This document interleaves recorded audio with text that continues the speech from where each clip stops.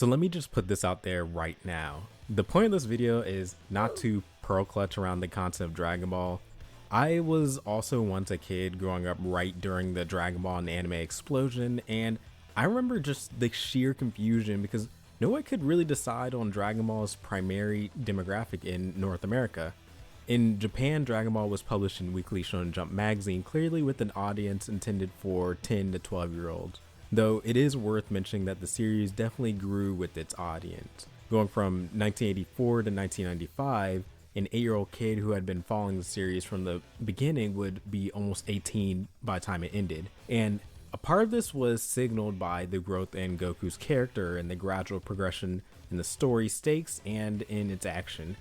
But different countries have different cultural norms around violent content and sexual content, and that's evident in this December 1999 article from the Wall Street Journal on Dragon Ball Z in America, which starts off with the quote, "a sort of Pokemon meets Pulp Fiction," which kinda seems like a nonsense quote at first glance. But in the same way that Pulp Fiction masks a lot of its super violence and excess behind sort of an air of lightheartedness and nonchalance, Dragon Ball Z's bright colors and wacky character designs drew more parallels to hammy action cartoons like He-Man or G.I. Joe.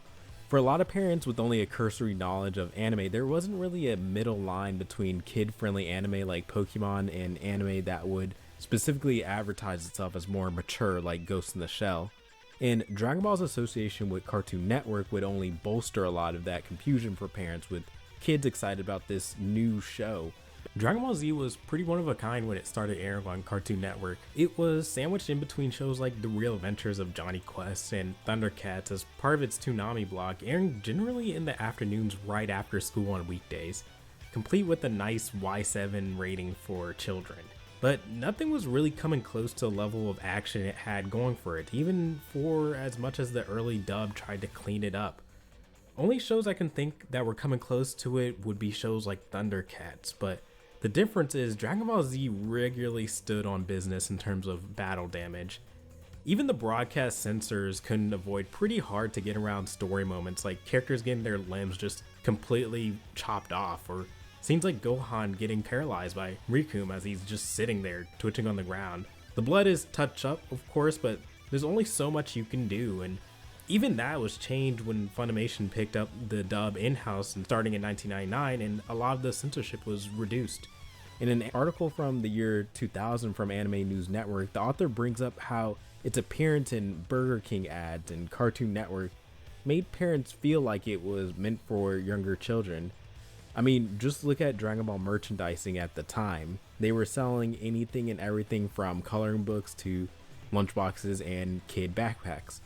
You'd think that Cartoon Network would work to better separate Dragon Ball and Toonami from the main Cartoon Network lineup, but we'd regularly see Goku hang out around other Cartoon Network mainstays like Courage or Johnny Bravo in commercials and bumpers.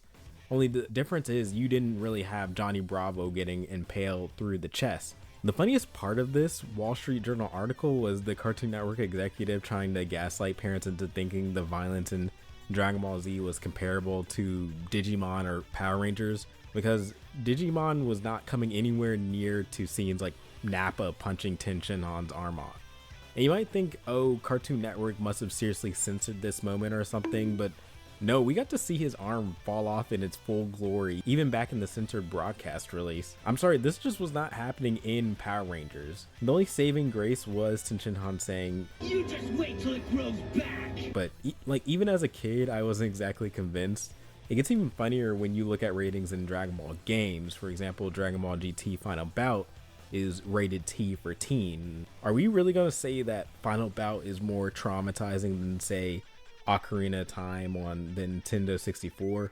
Because the dead hand and re-dead enemies scared the life out of me as a kid. All I'm saying is that ratings are weird. Now, I'm saying all this, but I don't think there was ever really any controversy over the violence in Dragon Ball Z as far as I know. Even in that article, they specifically mentioned that they didn't really receive complaints about the show's violence. If anything, the article itself was more of an observation that Americans are pretty okay with violence even when targeted at a younger demographic. But what did cause controversy is its sexual humor. Case in point, the release of the Dragon Ball manga by Viz. You might not have noticed this, but the first 16 volumes that make up the American release of the Dragon Ball manga are actually rated T, so 13 and up, while Dragon Ball Z is rated A for all ages, which seems pretty crazy when the Dragon Ball Z half of these volumes are filled with some of the craziest instances of violence. Well, essentially back in late 1999, a few parents bought Dragon Ball comics for their children and objected to some of the slightly sexual humor in the first issues. This led to a few new stories, and eventually the Dragon Ball comics ceased distribution. To combat this, Viz would first censor the comic and later up the age rating on the series after complaints from fans. Obviously, Dragon Ball and Dragon Ball Z are meant to be just one big manga as it is in Japan, but in a funny way, keeping the series split might have saved the franchise in North America. Now, with all that said, ratings can be strategically adjusted to match marketing goals. In other words, American companies aren't going to miss out on making probably the biggest property in Japan as accessible as possible. I'm not really trying to advocate for Dragon Ball to get censored or anything. These just kind of put into context the difficulty around age rating. And anyway, let me know how your country handled the release of the Dragon Ball manga in the comments, and consider subscribing to the channel so I can make more videos like this. Alright, bye. No matter